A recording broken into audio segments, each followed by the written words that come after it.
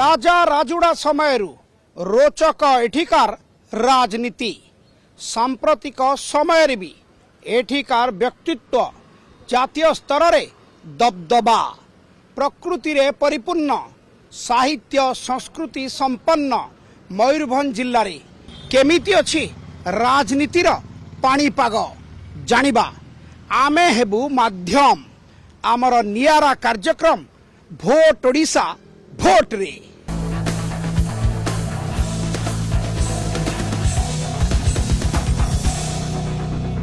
सकाळु सकाळु लोकंकर एठी भी खटी जमे साहित्य चर्चा हुए ता सहित जेहेतु निर्वाचन अछि साहित्य रे बे फेंटा फेंटी राजनीति भी चर्चा होची नहीं भोट तो दबु नेता तो बेस्ट बाछिबिन एकदम बाछिबु नोटारे दबुनी किंतु दबु भोट मु मते गोटे कथा कहले 5 वर्ष लेखा समस्ते मु कहारी नाम कहूनी से कांग्रेस हो बीजेपी हो बीजेडी हो झारखंड हो जे भी हो आसुचंती 5 वर्ष शासन करूचंती 10 वर्ष शासन करूचंती कोनटा से माने करिचंती मते कहंतु बारिपदार को प्रसंगटा एबे गोटे मुद्दा माने जोटा अपन रास्ता घाट नाळ नर्दमा पानी किछि तो थिबो समस्या अछि ना नहीं ना बारिपदारे राम राज्य अछि ना पानी प्रॉब्लम टिके होउछि ना पानी प्रॉब्लम टिके होउछि जे माने काम करिवे से मान को हमें ये करियो एठी जहा हेछि राजा राजुड़ा अमलरू हेछि एठी आपण डाक्तरखाना देखंतु राजांको अवदान एठी आपण स्कूल देखंतु राजांको अवदान एठी आपण कॉलेज देखंतु राजांको अवदान सेही तुलना रे राजनीति स्वाधीनता परठु राजनीति रो नेता मानकठु आमे सेही अनुसार किछि रिजल्ट पाइनु देखंतु ये होउछि विडंबना एठी जहा हेछि राजतंत्र रे हेछि गणतंत्र रे सेतिके आखि दृश्य उन्नति हेइनी बोली लोकंकर मत।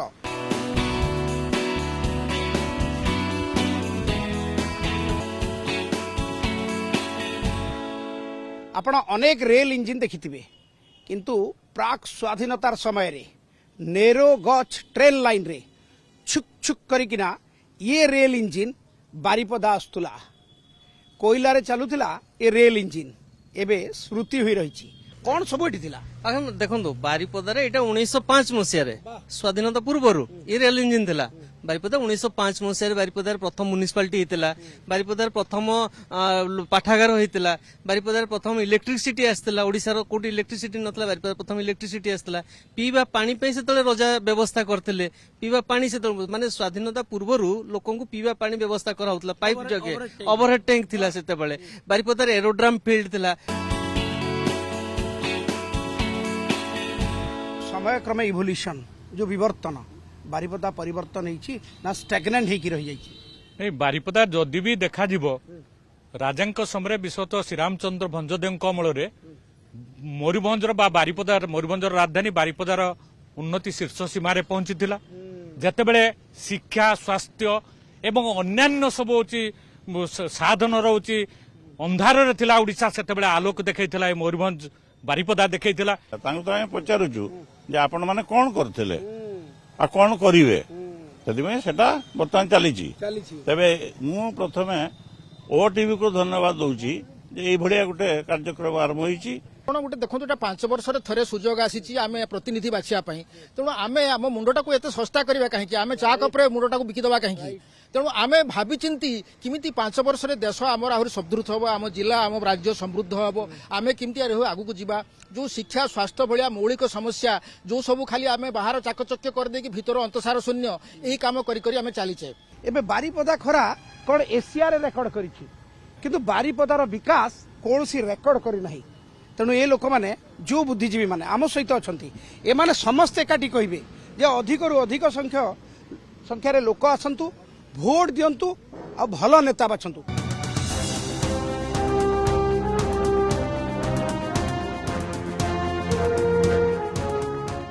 बारिपदा उपकंठ कलरा फुलिया एठी हमें देखाई कांग्रेस रो जे प्रार्थी प्रभास कर महापात्र मोरडारू प्रतिद्वंदिता करुछंती मोरडा गोटे एभली विधानसभा आसन जोठू अधिक संख्यार प्रार्थी प्रतिद्वंदिता करती तार कारण भी स्पष्ट कारण 7टी विधानसभा क्षेत्र भितर मोरडा केवल संरक्षित नुहे तेणु एठी टिके मैदान रे अधिक महारथी आउ से सबु महारथी भितर जड़े महारथी एवं आम सहित कांग्रेस प्रभास कर महापात्र ସାର୍ ଭଲ ଅଛନ୍ତି? ନମସ୍କାର ଓଟିଭିକୁ ଧନ୍ୟବାଦ। ମୋରଡ଼ାରେ ଅଧିକ ସଂଖ୍ୟାରେ ପ୍ରାର୍ଥୀ କାହିଁକି ଛିଡ଼ା ହୁଅନ୍ତି? ଦେଖନ୍ତୁ ଜେନେରାଲ ସିଟ୍ ଗୋଟେ ସାଧାରଣ ବର୍ଗଙ୍କ ପାଇଁ ଉଦ୍ଦିଷ୍ଟ।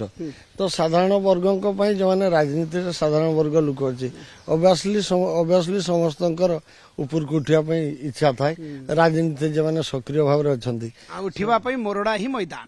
ଗୋଟେ ହିଁ ମଇଦାନ। ସାର୍ ଏ ଯୋଉ ଖରା ହଉଛି ଏଥିରେ କିଛି ଖାଉଛନ୍ତି ନା କେବଳ ପାଣି ପିଇ ପିଇ ବୁଲୁଛନ୍ତି? ଓଆରଏସ୍ ପିଉଛେ, ଖାଦ୍ୟ ଖାଉଛେ। ଖାଲି ପାଣି ପିଉଛନ୍ତି ନା ବିରୋଧୀଙ୍କୁ ବି ପାଣି ପିଉଛନ୍ତି? ସେ ତ ସମୟ କହିବ ଆଜ୍ଞା କିଏ କେତେବେଳେ ପାଣି ପିଇବ।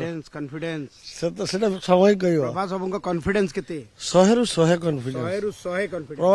ପ୍ରଭାସ ବାବୁ କେବେ ହାରେନି, ସବୁବେଳେ ଲଢେଇ ଜାରି ରଖେ। କି ବି ଜିତନ୍ତି ପ୍ରଭାସ। ହାରିକି ବି ଜିତେ, ଲୋକ ମନରେ ପ୍ରଭାସ ବାବୁ ଅଛି। ଅନେକ ନେତା ଖରାରେ ପୁରା ଟେନ୍ ହେଇଯାଇଛନ୍ତି, ଆଜ୍ଞା ମାନେ ହାଲିଆ ହେଇଯାଇଛନ୍ତି। ଆଜ୍ଞା। କିନ୍ତୁ ପ୍ରଭାସ ବାବୁ କାହିଁ ଟିକେ ଫ୍ରେଶ ଲାଗୁଛନ୍ତି। ପ୍ରଭାସ ବାବୁ ସବୁଦିନ ଖରାରେ ବୁଲିବା ଅଭ୍ୟାସ ଅଛି। 15 ବର୍ଷ ଧରିକି ଯିଏ ଖରାରେ ବୁଲି ପାରୁଛି, ଯୋଉମାନେ ନୂଆ ଖରାରେ ବୁଲୁଛନ୍ ସେମାନେ ହାଲିଆ ହବା ସ୍ୱାଭାବିକ।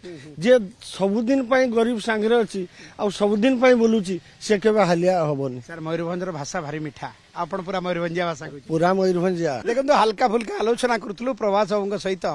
ପୁରା ଭୋକ ତ ଲାଗୁନି, ଶୋଷ ବି ଲାଗୁନି, ଲୋକଙ୍କର ଯୋଉ ରେସ୍ପନ୍ସ ମିଳୁଛି ସେ କହୁଛନ୍ତି ଜୋଶ ବଢୁଛି। ସାର୍ଙ୍କ ଜୁନୁନ ବି ଅଛି। Vote Odisha vote, vote Odisha vote, vote Odisha vote.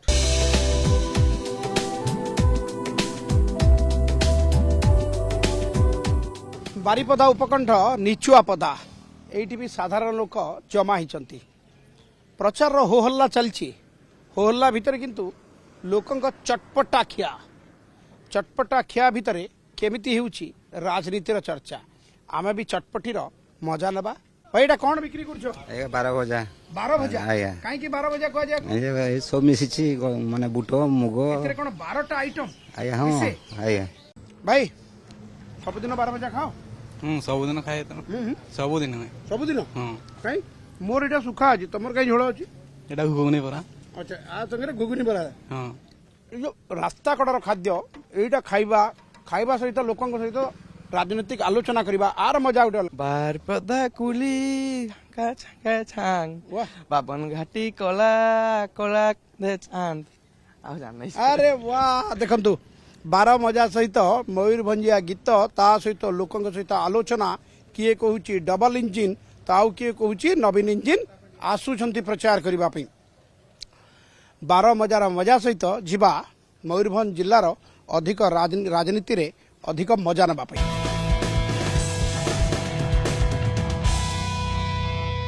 ବର୍ତ୍ତମାନ ଆମର ଭୋଟ ଓଡ଼ିଶା ଭୋଟ ଭ୍ୟାନ୍ ଭିତରେ ଯିଏ ବାରିପଦା ସଦରର ବିଜେଡି ବିଧାୟକ ପ୍ରାର୍ଥୀ ସାନନ୍ଦ ମାରାଣ୍ଡି ଅଛନ୍ତି। ହାଲକା ଫୁଲକା ଆଲୋଚନା କରିବା। ଏବେ ତ ଭୋଟରଙ୍କ ପାଖକୁ ଯାଉଛନ୍ତି ନାଇଁ, ଆପଣ ଟିକେ ଅଧିକ ଉତ୍ସାହୀ ଜଣା ପଡୁଛନ୍ତି। ହଁ ଟିକେ ଉତ୍ସାହିତ ଅଛି। ଇଲେକ୍ସନ ଟେନସନ ନାଇଁ କି? ନାଇଁ ଦେଖନ୍ତୁ, ନିର୍ବାଚନ ମୁଁ 5 ଥର ଲଢିଛି, 3 ଥର ବିଧାୟକ ହେଇଛି, ଥରେ ହାରିଛି, ଆଉ ଗତ ଥର ଦଳ ମୋତେ ଟିକେଟ ଦେଇନଥିଲା। ତେଣୁ ଏ ନିର୍ବାଚନ ମଣ୍ଡଳୀ ସହିତ ପ୍ରତ୍ୟେକ ଗାଁ ସହିତ ପ୍ରତ୍ୟେକ ଲୋକଙ୍କ ସହିତ ମୋର ପାରିବାରିକ ସମ୍ପର୍କ। ଆଦିବାସୀ ଗୋଟେ ଏମିତି ଗୀତ ଅଛି ଯାହା ଆପଣ କି ଦୁଃଖ କଷ୍ଟ ଯାହା ହେଲେ ଟିକେ ଗୁଣଗୁଣେଇ ଦେଲେ ଆପଣଙ୍କୁ ବହୁତ ବଢିଆ ଲାଗେ। ସେ ଆଦିବାସୀ ଗୀତଟା କହୁନାହାନ୍ତି ଦର୍ଶକଙ୍କୁ। ଏତାଙ୍ଗ ଲୁଟି ଚାରେଜ ମୁଁ ହାଓ ଡାଣ୍ଡା ହଳମ, ଏତାଙ୍ଗ ଲୁଟି ଚାରେଜ ମୁଁ ହାଓ ଡାଣ୍ଡା ହଳମ, ମଞ୍ଜ ବଗିଆ ମତିnya ନା ସୂରଜମୁନି ରନିନା ମଞ୍ଜ ବଗିଆ ମତିnya। ଆର ଅର୍ଥ କଣ ବୁଝେଇ ଦିଅନ୍ତୁ। ମାନେ ସୁନ୍ଦର ଓଠ, ଆଉ ଯୋଉ ହାଓ ଡାଣ୍ଡା, ଏ ଯୋଉ ଛୋଟ ନାଲି ପିମ୍ପୁଡି, କୁରକୁଟି ଆମର ଯୋଉ କୁହନ୍ତି କାଇର ଅଣ୍ଟା, ମାନେ ପତଳା ଅଣ୍ଟା, ଗୋଟେ ଝିଅକୁ ନେଇକି ତାକୁ ବର୍ଣ୍ଣନା କରାଯାଇଛି। ସୌନ୍ଦର୍ଯ୍ୟ ତା ଶରୀରର ଗଠନଟାକୁ ଜଣା ପଡୁଛି ସାନନ୍ଦ ବାବୁ ଭାରି ରୋମାଣ୍ଟିକ, ଖାଲି ରାଜନୀତିଆ ନୁହଁ ରୋମାଣ୍ଟିକ ବି। ନିଶ୍ଚିତ ଭାବରେ ଆଜ୍ଞା, ମୁଁ କଳାକାର ବି ଜଳେ। ଆପଣ କଣ ଖାଇବାକୁ ପସନ୍ଦ କରନ୍ତି? ଆଦିବାସୀ ଫୁଡ ଆପଣଙ୍କର କଣ ଏମିତି ସ୍ପେଟିକ ଡାଏଟ ଯାହା ସକାଳୁ ଖାଇକି ଏତେ ତନ୍ଦୁରୁସ୍ତ ଲାଗୁଛନ୍ତି ଏତେ ସମୟ ପ୍ରଚାର କଲେ? ଆମର ଗୋଟେ ପତ୍ରରେ, ଶାଳ ପତ୍ରରେ ଗୋଟେ ପତୁଆ ତିଆରି ହୁଏ ମାଂସର। ଆମ ପରିବାରରେ ଆଗରୁ ମା ତ ଏବେ ନାହାନ୍ତି, ସିଏ ଗୋଟେ ମାଂସ ପିଠା କରୁଥିଲେ ସକାଳେ ବି ମୁଁ ମାଂସ ପିଠା ଖାଏ ମାନେ ତା ଆଗ ଦିନ ରାତିରୁ ହେଇଥିବ ସକାଳେ ପୁଣି ଆଉ ଥରେ ତାକୁ ଗରମ କରିକି ଖିଆ ହବ ଆଉ ଟେଷ୍ଟି ଲାଗେ। ଏବେ ଖାଇକି କ'ଣ ବାହାରୁଛନ୍ତି ଇଲେକ୍ସନ ପ୍ରଚାର କରିବା ପାଇଁ? ମୁଁ ସକାଳେ ଟିକେ ପିଠା ଖାଏ। ଦେଖନ୍ତୁ ସାନନ୍ଦ ବାବୁ ସକାଳୁ ପତୁଆ ପିଠା ଖାଇକି ବାହାରନ୍ତି, ସନ୍ଧ୍ୟା ପର୍ଯ୍ୟନ୍ତ ପ୍ରଚାର କରନ୍ତି, ଲୋକଙ୍କୁ ଯାହା କହିବା କଥା କୁହନ୍ତି, କିନ୍ତୁ ମଝିରେ ମଝିରେ ଗୁଣଗୁଣେଇକି ଆଦିବାସୀ ଗୀତ ବି ଗାଆନ୍ତି।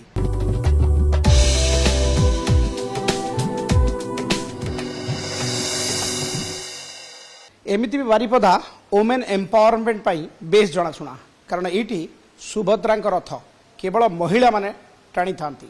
ତେଣୁ ଯଦି ମହିଳାମାନଙ୍କ ସହିତ ଆଲୋଚନା ନ ହୁଏ ତାହେଲେ ବାରିପଦା ଚାପ୍ଟର କେବେ ବି କମ୍ପ୍ଲିଟ୍ ହେବନି।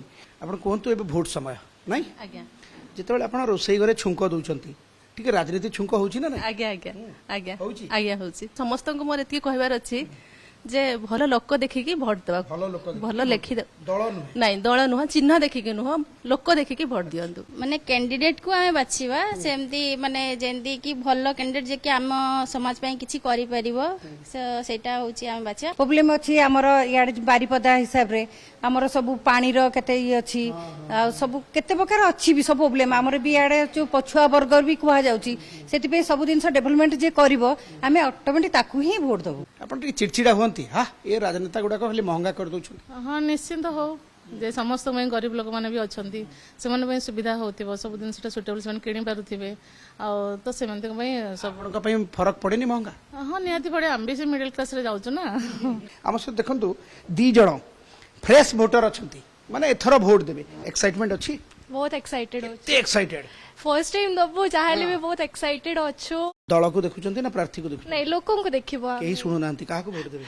ଯେ ଲୋକ ଭଲ କରିବ ତାକୁ ଆମେ ଦବୁ ଅବଭିୟସଲି। ୟୁଥ ଆଉ ମୋ ଫ୍ରେଣ୍ଡସ୍ ମାନେ ଲାଇକ୍ ମୁଁ ସମସ୍ତଙ୍କୁ ସେଟା ସଜେଷ୍ଟ କରିବି ଯେ ସମସ୍ତେ ଭୋଟ ଦିଅନ୍ତୁ, ସେଟା ଆମ ଲାଇକ୍ ସେଟା ଆମ ଅଧିକାର ସେଟା।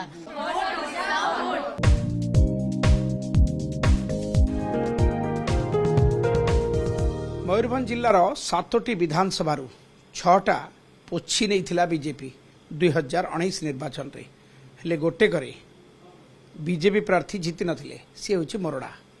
ମୋରଡା ବିଜେପି ପାଇଁ ଏଇଠି ଗୁରୁତ୍ୱପୂର୍ଣ୍ଣ ଯେ ମୋରଡାରେ ଗେରୁଆ ବାନା ଆଜି ଯାଏ ଉଡ଼ି ପାରିନି। ତ ଏଥର ମୋରଡାରୁ ଯିଏ ପ୍ରତିଦ୍ୱନ୍ଦିତା କରୁଛନ୍ତି ବିଜେପିର ବିଧାୟକ ପ୍ରାର୍ଥୀ ଡକ୍ଟର କୃଷ୍ଣଚନ୍ଦ୍ର ମହାପାତ୍ର ଆମ ସହିତ ଅଛନ୍ତି। ଲୋକେ ତାଙ୍କୁ ବାବୁ ଭାଇ କହନ୍ତି। ଏ ରୋଗୀ ସେବା ଗୋଟେ ପରମ ଧର୍ମ ବୋଲି କୁହାଯାଏ, ଡାକ୍ତରଙ୍କୁ ଦ୍ୱିତୀୟ ଭଗବାନ କୁହାଯାଏ। କ'ଣ ଏମିତି ସେଇଠି ଉଣା ହେଇଗଲା ଯେ ରାଜନୀତି କ୍ଷେତ୍ରକୁ ଆସିଲେ ପୁଣି ସେବା କରିବା ପାଇଁ? ଧନ୍ୟବାଦ ଧନ୍ୟବାଦ, ଠିକ କଥା କହିଲେ ଆପଣ। କିନ୍ତୁ ମୁଁ ନିଜେ ବି ଜାଣେ ନା କେମିତି ଦଲଦଲି ଭିତରେ ପଶିଗଲି। ଇଏ ରାଜନୀତି କ୍ଷେତ୍ର ଆଜ୍ଞା, ବିଶ୍ୱାସ କରନ୍ତୁ ଆମେ ଗୋଟେ ସାଧା ସିଧା ଲୋକ, ମୁଁ ଛନ୍ଦ କପଟ ମାୟା ଏସବୁ ନାହିଁ। ଯାହା କହିବି ଆଜ୍ଞା ମୁହଁରେ କହିବି, ଆଉ ଯାହା ଦେଖିବି ତାହା କହିବି। କିନ୍ତୁ ରାଜନୀତି ତ ଗୋଳିଆ ପାଣି। ରାଜନୀତି ଏକଦମ ଗୋଳିଆ ପାଣି। ମାନେ ରାଜନୀତି ଆଜ୍ଞା କଣ ହେଇଛି ଆଜି ଦିନରେ ମୁଁ ଯାହା ଦେଖୁଛି, ରାଜନୀତି ରାଜ କରିବା ପାଇଁ ସମସ୍ତେ ମାତିଛନ୍ତି, ଆଉ ନୀତି ନାହିଁ। ଯୋଉ ନୀତିଗତ ରାଜନୀତି ଥିଲା, କିଛି ଜିନିଷକୁ ଏଭଏଡ କରିବା, ଜନାର୍ଦ୍ଦନଙ୍କ ମଙ୍ଗଳ ପାଇଁ ଯୋଉଟା କରିବା କଥା କରିବା, ଏସବୁ ପ୍ରାୟ ଆଜି ମୁଁ ଦେଖିବାକୁ ପାଉନି। ଡକ୍ଟର ମହାପାତ୍ର ଗତ ଥର ବି ଆପଣ ନିର୍ବାଚନରେ ଛିଡ଼ା ହେଇଥିଲେ, ହାରିଥିଲେ, ମନ ବୁଝିଲା ନାହିଁ ଯେ ଏଥର ପୁଣି ଆସିଗଲେ ରାଜନୀତିକୁ, ଜାଣିକି ବି ଇଏ ଦଲଦଲ ଅଛି, ଇଏ ଗୋଳିଆ ପାଣି ଅଛି, ତାପରେ ବି ଆଜ୍ଞା ମୁଁ ସେଇଟା ମୁଁ ଆପଣଙ୍କୁ କ୍ଲାରିଫିକେସନ କରୁଛି। ଆକ୍ଚୁଆଲି 2019ରେ ମତେ ପାର୍ଟି, ମୁଁ ଥିଲି ଜିଲ୍ଲା ସଭାପତି ଥିଲି, ମତେ ପାର୍ଟି ବିଶ୍ୱାସ କରିକି କହିଲା ଲଢ଼ିବା ପାଇଁ, କାରଣ ଯିଏ ପ୍ରତ୍ୟାଶୀ ଥିଲେ ସେ ପଳେଇଲେ ଅନ୍ୟ ଦଳକୁ। ତେଣୁ ମତେ ପାର୍ଟି ଯାହା ନିର୍ଦ୍ଦେଶ ଦେବ, ପାର୍ଟିର ନିର୍ଦ୍ଦେଶ ତ ଆମେ ମାନିବା। ତେଣୁ ପାର୍ଟି ନିର୍ଦ୍ଦେଶରେ ମୁଁ ଲଢ଼ିଲି। ଆଚ୍ଛା, ମୁଁ ଲଢ଼ିଲା ପରେ 63,000 ପାଖାପାଖି ଲୋକ ମତେ ଭରସା ବିଶ୍ୱାସ କରିକି ଭୋଟ ଦେଲେ। ଆଚ୍ଛା ମତେ କୁହନ୍ତୁ, ମୁଁ ହାରିଗଲି ବୋଲି 63,000 ଲୋକଙ୍କର ହାତ ଛାଡ଼ିଦେବି କି? ତାଙ୍କ ମନକୁ ଦୁଃଖ ଦେବି କି? ତେଣୁ ମୋର କର୍ତ୍ତବ୍ୟ ଥିଲା, 63,000 ଲୋକ ମତେ ଭୋଟ ଦେଇଛନ୍ତି 5 ବର୍ଷ ପାଇଁ, ତ ମୁଁ ତାଙ୍କ ପାଖରେ ବନ୍ଧା ପଡ଼ିଛି। 25-24 ବର୍ଷ ହେଇଗଲା ବିଜେଡି ଏଠି ସରକାର କରୁଛି, 15 ବର୍ଷ ହେଇଗଲା ବିଜୁ ଜନତା ଦଳର ବିଧାୟକ ମାନେ ସେଠି ଅଛନ୍ତି। କିନ୍ତୁ ଆଜି ଆପଣ ଯାଆନ୍ତୁ, ଦୁଃଖର ସକାର କହିବି, ଡେଭଲପମେଣ୍ଟ ନିଲ୍, ପାଣି ଟିକେ ନାହିଁ, ରାସ୍ତା ନାହିଁ, ସ୍କୁଲରେ ମାଷ୍ଟର ନାହିଁ, ଡାକ୍ତରଖାନା ଡାକ୍ତର ନାହିଁ, ହାତୀ ଉପଦ୍ରବ ଏତେ ମାତ୍ରାରେ ବଢ଼ିଛି ସେ ନ କହିବା ଭଲ, ବିଜୁଳି କାଟ ବାରମ୍ବାର ହେଉଛି, ଲୋକ ଆଜି ନାହିଁ ନଥିଲେ ଅବସ୍ଥା ଭୋଗୁଛନ୍ତି। ସେ କହୁଛନ୍ତି ଡାକ୍ତର ଥିଲି, ଲୋକଙ୍କ ସେବା କ'ଣ ମୁଁ ଜାଣିଛି, ତେଣୁ ଲୋକଙ୍କ ସେବା କରିବା ପାଇଁ ଷ୍ଟେଥୋ ନୁହେଁ, ଏବେ ବିଜେପିର ଉତ୍ତରୀୟ ପଡ଼ିଛି। All the best. Thank you.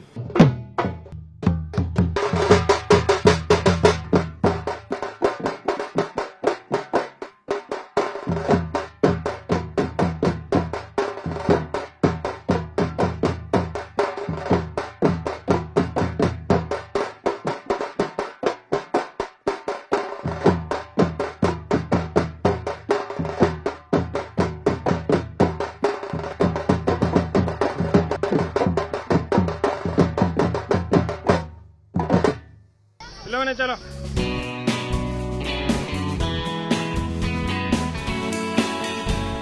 ଦେଖନ୍ତୁ ଭୋଟ ଓଡ଼ିଶା ଭୋଟର ଭେନ୍ ଭିତରେ ଏବେ ଛଉ କଳାକାର ବେଶ ଖୁସି ଅଛନ୍ତି।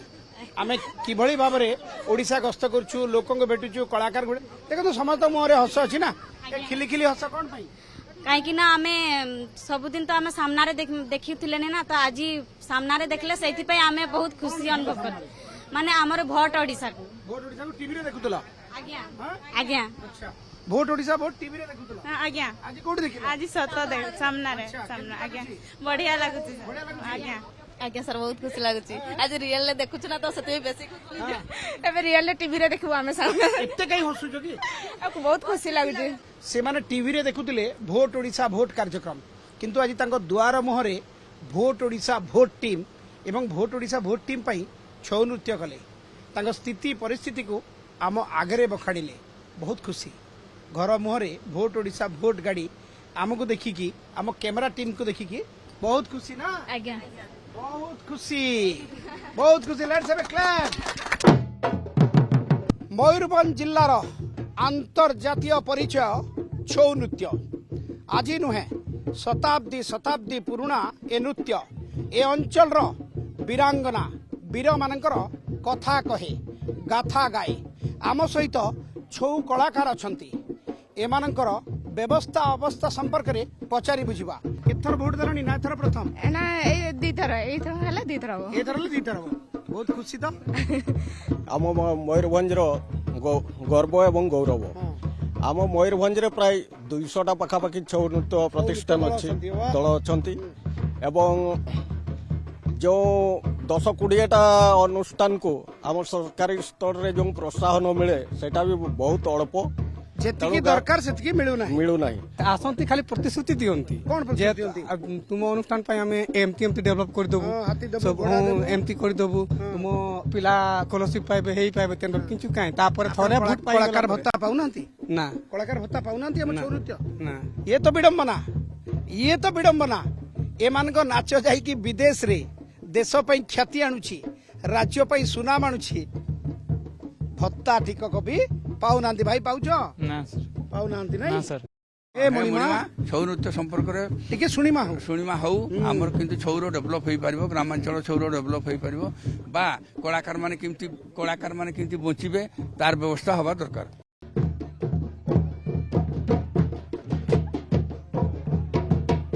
वाह ए छौ कलाकार मानकर नाच गीत देखिले मने पड़े पूर्व सूरी से वीरत्वर कथा किंतु एबे स्थिति परिस्थिति व्यवस्था अवस्था एमानक सपक्षर नहीं तथापि निज कला को बंचई रखिचंती।